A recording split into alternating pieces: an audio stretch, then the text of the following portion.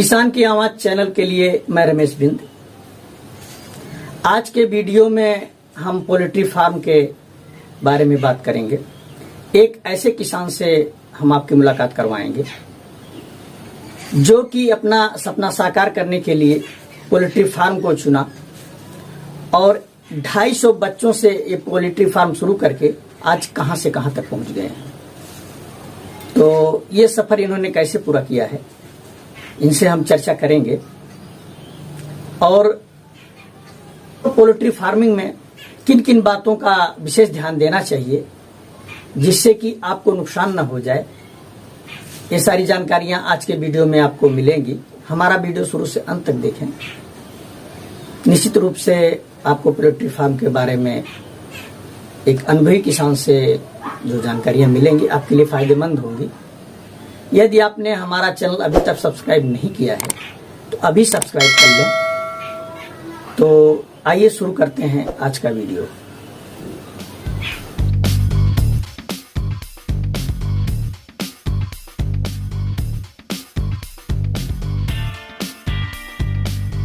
अपना पूरा परिचय बता दें सर। हाँ, हमारा नाम इफ्तिखार अहमद है और हमारा ग्राम जो है कायमगंज है, पोस्ट डेहरी, डिस्ट्रिक्ट जौनपुर पड़ता है और हमारा स्थायी पता है। तो आप इस लाइन में कब से हैं?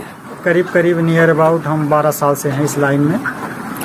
तो ये आपको यहाँ इसकी प्रेरणा कहाँ से मिली? इसकी प्रेरणा हमको यहीं से मिली है कि जब पढ़ते थे तभी देखते थे पोल्ट्री लाइन में, जैसे कुछ हमारे मित्र रहते थे तो पोल्ट्री फार्म पे हम जाया करते थे, तो वहीं से हमें जो अट्रैक्टिव पोल्ट्री लाइन से हुआ। तो ये आप तो बहुत बड़ा फार्म हाउस आप खोल के रखे हैं। जी, मैं देख रहा हूँ, ये कई रो में है। जी। बहुत लंबा है। तो ये लगभग इसमें कितनी मुर्गियां एक साथ पाल सकते हैं? इसमें हमारे कैपेसिटी की 8000 की कैपेसिटी है। ये 10,000 का पोल्ट्री फार्म है, लेकिन इसमें जो हम पाल सकते हैं वो 8000 ही पाल सकते हैं। अच्छा, ये मतलब एक लाइन में 8,000? हाँ, एक सेट में ही, एक सेट। तो टोटल आपके 5 सेट दिख रहे हैं? हाँ, 3 सेट है, 3। अच्छा, 1 2 3 3 सेट। तो 3 सेट में लगभग 24,000 की क्षमता है? नहीं, वो हमारा जो है 15,000 का अकेले ही क्षमता है। अच्छा, ये दोनों 8,000 के हैं, वो हमारा 15,000 का एक ही है। तो एक शेड ये जो 8,000 वाला है, ये लगभग कितना चौड़ा है और कितना लंबा है? ये करीब नियर अबाउट 31 फुट जो है चौड़ा है जी, और जो है 300 फुट लंबा है। लंबा। तो शेड के लिए आपने ये सब इंगल लगा के रखा है आपने? जी। बहुत मजबूत बना है। जी। और ये ऊपर ये सीमेंट सीट लगी है? जी। तो एक सेट बनाने का लगभग कितना खर्च गया होगा जब आप बनाए? तो उस वक्त कुछ सस्ता था, मटेरियल भी सस्ते थे जी, लेकिन यही मान के चलिए कि 8 लाख रुपए लगा था करीब एक सेट में। में। तो बड़े वाले में तो कुछ ज़्यादा लगा होगा? बड़े वाले में करीब 15 से 17 लाख रुपए लगा था। अच्छा, तो ये जाली वाली तभी की है कि बाद में कुछ इसमें से बदलना होता है? नहीं, तभी की जाली चल रही है, अब इसको रिप्लेस करना है, डैमेज हो रहे हैं। अच्छा जी।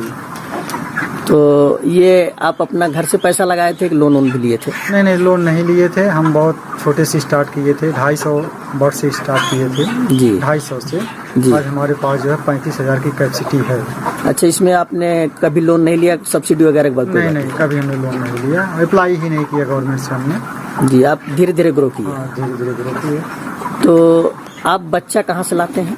बच्चा इसकी कंपनियां हैं, जैसे ब्रांडेड कंपनियों में, जैसे बैंकीज हो गया, फोनिक्स हो गया, ये 2 ब्रांड की कंपनी है, ये दोनों से चिक्स हम ले लिया करते हैं। तो ये कहाँ है? एक जबलपुर का इसका हेड ऑफिस है जी, जबलपुर। ये फोनिक्स का जी, और जो बैंकीज का है ऑल इंडिया ही चलता है। अच्छा, हर जगह इसकी ऑफिस है। तो डिस्ट्रिक्ट वाइज इसका जो है आपको वहाँ से लेके आना पड़ता है कि वो लोग पहुँचाते हैं? 1000 बर्ड्स अगर रहता है तो होम डिलीवरी देते हैं। अच्छा, उससे कम रहेगा तो जाना पड़ेगा।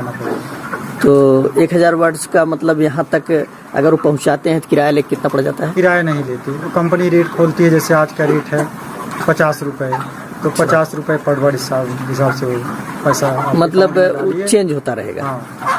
तो कम से कम आज के डेट में कितना है, मैक्सिमम कहाँ तक जा रहा है रेट? इसका मैक्सिमम का कोई लिमिट नहीं है, और मिनिमम का कोई लिमिट नहीं, जैसे डिमांड होती है फिर भी फिर भी अप्रॉक्स 55 रुपए तक जाता है मैक्सिमम। और कम से कम 20 रुपए 15 रुपए। तो जैसे ये जो आप इस समय देख रहा हूँ, ये सब जो बड़े हो गए हैं, लगभग कितने वजन के होंगे ये? 2.5 किलो साइज है। अच्छा, ये 2.5 किलो साइज के हो गए हैं। तो ये अब तो बिक्री के लिए भी जा रहे होंगे? हाँ, सेल के लिए लग रहे हैं। तो ये कितने दिन के बच्चे हैं? ये करीब जो है 45 दिन के चिक्स हैं। अच्छा, 45 दिन के हो गए। 45 दिन में 2.5 किलो। 2.5 किलो। तो इसमें मुर्गे और मुर्गियाँ दोनों रहते हैं कि? हाँ, मिक्सचर होते हैं। तो वजन किसका ज़्यादा बढ़ता है? वजन जो है मुर्गे का थोड़ा सा ज़्यादा होता है, खाते भी ज़्यादा हैं तो वजन भी ज़्यादा लेते हैं। अच्छा। तो मतलब 45 दिन के बच्चे हैं ना? जी जी। 2.5 किलो। तो जब आए होंगे तो कितने वजन रहा होगा इनका? इनका 40-42 ग्राम यही। अच्छा। तो ये जितने बच्चे डालते हैं उसमें से कितना % लगभग बच जाते हैं? कुछ मर भी जाते हैं? कुछ मर जाते हैं, 3-4 रख रखाव के ऊपर है आपका, मैनेजमेंट कैसा है। मैनेजमेंट बढ़िया है तो आप 5% के अंदर क्लोज हो जाएंगे। अगर मैनेजमेंट आपका गड़बड़ है, फीड वगैरह भी गड़बड़ है, तो आप फिर ऊपर चले जाएंगे, मोर्टेलिटी रेट बढ़ जाएगी। अच्छा। तो ये सबसे ज़्यादा मतलब इनका जो जीने का प्रतिशत सबसे ज़्यादा किस महीने में अच्छा होता है, मरते किस महीने में ज़्यादा है? अब जैसे बहुत ज़्यादा हाई गर्मी पड़ने लगेगी तो जब छोटे बर्ड्स तो कम मरते हैं, लेकिन जो बड़े हो जाते हैं, जैसे 1 किलो के ऊपर जब होंगे तो मोर्टेलिटी चालू हो जाएगी इसका।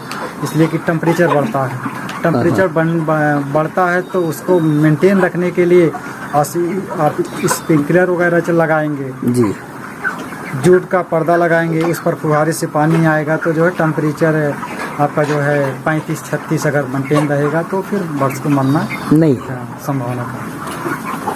तो स्प्रिंकलर आपने लगा रखा है? हाँ, स्प्रिंकलर ऊपर लगा हुआ है। ये अच्छा, ऊपर शेड के ऊपर। अच्छा, शेड के ऊपर डालना पड़ता है। हाँ, डायरेक्ट मुर्गियों के ऊपर डालेंगे तो भी नुकसान कर देगा। तो ये ऊपर ठंडा रहेगा और वो पानी जो गिरेगा यहाँ से जूट का पर्दा रहेगा। अच्छा, उस पे गिरेगा? उस पर गिरेगा तो हवाएं जो चलेंगी तो कूलर का काम करेगा। तो ये अब मार्च आ गया, अब तो चालू कर दिए होंगे? नहीं, मार्च अभी नहीं चालू किए हैं, मार्च अप्रैल से चालू हो जाएगा। अच्छा, इस समय तो रात का टेम्परेचर थोड़ा डाउन हो जाता है। आप डाउन में हाँ, लगभग 20 करीब चला जाता होगा रात में, और दिन में तो 30 तक चला ही जाता है। हाँ, नहीं और जाता है, और जा रहा है। आज 35-36 हो गया। अच्छा, आज 35-36 है। तो मतलब 55 रुपए के बच्चे हैं। और ये फीडिंग कितना लेते हैं? 45 दिन कितना एक बच्चा खाया होगा? एक बच्चा जो है करीब 4.25 किलो। 4.25 किलो पे 2.5 किलो एवरेज आ जाता है इसका। अच्छा, 4.25 मौसम में। जी। तो ये जो इसका फीड आता है, ये कौन सी कंपनी होगा कोई? हाँ, कंपनी का फीड है। ये जो है मॉर्गन कंपनी का है एक जी, इस्तेमाल कर रहे हैं। फीड ठीक ठाक चल रहा है। तो ये कितने रुपए बोरी आता है? ये करीब आता है, इसका भी रेट अप डाउन होता रहता है। आज के डेट में इसका 1500 रुपये है। एक बोरी में कितना आता है? 50 केजी, वही 30 रुपये के आसपास है। 30 रुपये जी, 15 दूनी 30, 30 रुपये किलो। तो 3 चौक 12 मतलब 4.5 किलो का, मतलब कि लगभग 125 130 रुपये का खर्चा। 130 रुपये ये है, प्लस वो 50-55 रुपये का बच्चा। तो ये 2.5 किलो बिग कितने में जाएगा? इसका भी रेट होता है, इसका भी रेट बहुत ऊपर नीचे होता है। आज का रेट 85 रुपये है। 85 रुपये, तो 85 दूना 170, मतलब लगभग 200 रुपये में एक जाएगा। और खर्च कितना जोड़ा गया? लगभग 175। तो 50 से 60 रुपये एक बर्ड से मिल जाएगा। तो 5 रुपये 7 रुपये दवा भी है। अच्छा, दवा में क्या क्या देना पड़ता है? दवा में इनको जैसे इनोफ्लेक्सासिड, नियोडॉक्स वगैरह कंडीशन के हिसाब से आपको देना है। तो ये कोई बीमारियां भी इनको आती हैं? हाँ, बीमारियां इनकी बहुत सारी हैं। इनमें जैसे लीवर डैमेज हो जाता है, जैसे इनमें जिसको हेपेटाइटिस बोलते हैं, और इकोलाई आता है, फाउल कालरा आता है, ये सब इनका रिलेटेड इन्फेक्शन है। तो ये आप स्वयं इसको इलाज कर लेते हैं, डॉक्टर बुलाना पड़ता है? नहीं स्वयं कर लेते हैं।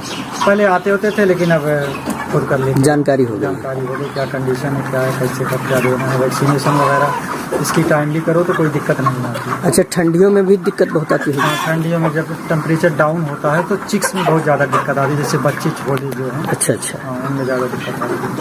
अच्छा अच्छा, तो ये हो गया। और ये पानी इसमें डाल कर रखे हैं आप? पानी जो है ऑटोमेटिक है, इनका पानी जितना पिएंगे अच्छा, वो आता रहेगा। तो ये पानी कम है अपने आप ऑटोमेटिक है? हाँ। कम होगा तो आ जाएगा, हाँ, नहीं जरूरत है तो नहीं आएगा। पानी खत्म हो गया। तो ये आप टंकी जो बनाए हो टंकी से हाँ, टंकी मतलब एकदम जोड़ के रखे हैं। और ठंडियों के सीजन में हीटर उटर भी लगाना पड़ता होगा? नहीं हीटर नहीं लगाते, आता है एक सिस्टम आता है जिसमें बुरादा भर करके, जिसको बुखारी बोलते हैं। अच्छा, उसको सिस्टम करना पड़ता है, कुछ एरिया में 5-7 लगा करके इसको पैक करके अच्छा टेम्परेचर मेंटेन करना है। अच्छा, तो बुरादे से? हाँ, बुरादे से भरती, बुरादे से चलती है। तो बेचने के लिए तो यहाँ से ही उठा ले जाते होंगे? हाँ, सब अपनी गाड़ियाँ रखे होंगे, पहुँचाते होंगे? नहीं ट्रेडर वगैरह हैं, सब रेट खुलता है, हम अच्छा। लोग ओपन करते हैं फिर सेल आउट हो जाता है। अच्छा अच्छा, धन्यवाद भाई साहब आप इस जानकारी के लिए।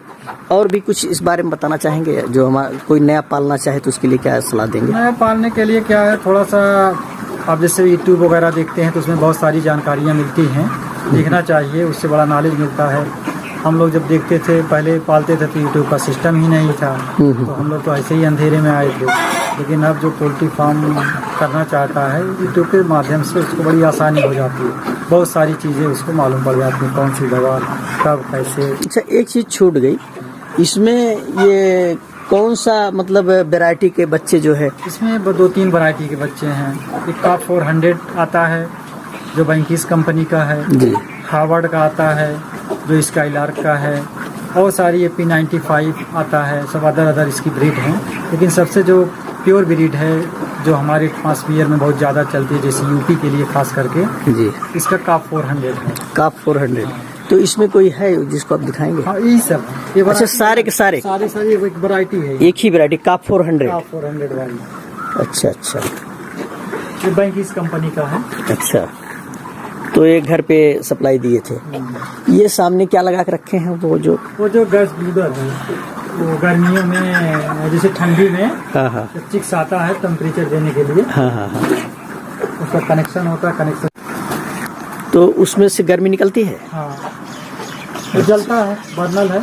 अच्छा अच्छा, उसमें हाँ, बर्नर लगा हुआ, तो गैस से जलता होगा? गैस से चलता है। अच्छा, तो वो गर्मी देने के लिए है। चलिए, और इसका जो ये बीट उट निकलता है ये भी बिक जाता होगा? हाँ, ये भी बिक जाता है,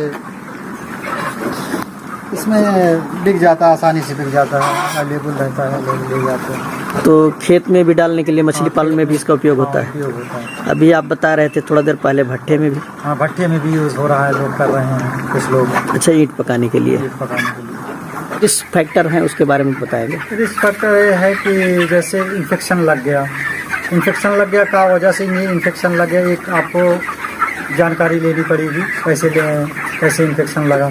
आप समय से वैक्सीनेशन नहीं करेंगे तो इन्फेक्शन का चांस ज़्यादा है। तो ये वैक्सीनेशन कब करते हैं आप? इसका वैक्सीनेशन है फर्स्ट वीक में है, और एक जिसको बोलते हैं F1 बोलते हैं, और सेकंड इसकी वैक्सीन होती है दूसरे हफ्ते में, 12 से या 10 से 14 दिन के बीच में करना है, उसको IBD बोलते हैं, जिसको गंभोरो वैक्सीन बोलते हैं। और तीसरी वैक्सीन तीसरे हफ्ते में 18 से 22वें दिन के बीच में आपको देना है, वो वैक्सीन होता है लसोटा। ये तीनों वैक्सीनेशन आप समय पर करेंगे तो प्रॉब्लम आपसे थोड़ा दूर रहेगी। तो ये वैक्सीन आपको मिलती कहाँ से है? मिलती अवेलेबल है, जैसे बनारस हो गया जो अपने बड़ी मार्केट है, सब अवेलेबल होंगे, या तो पोल्ट्री से रिलेटेड जो भी दुकानें हैं वहाँ पे अवेलेबल है। तो इसका वैक्सीनेशन आप खुद कर लेते हैं? तो इसका वैक्सीनेशन पूरा वीडियो देखने के लिए धन्यवाद। मिलते हैं अगले वीडियो में।